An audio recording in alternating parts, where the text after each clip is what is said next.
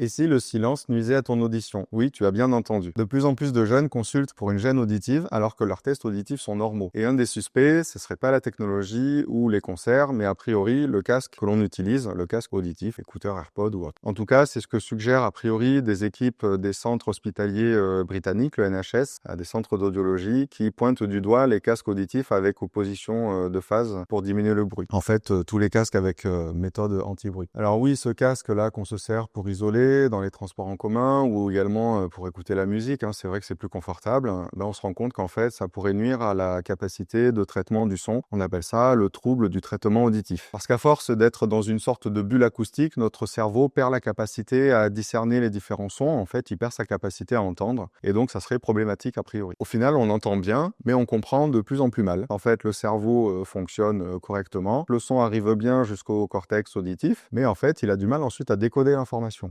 Imagine en fait un muscle, c'est ton cerveau, il fonctionne un peu à la même manière qu'un muscle.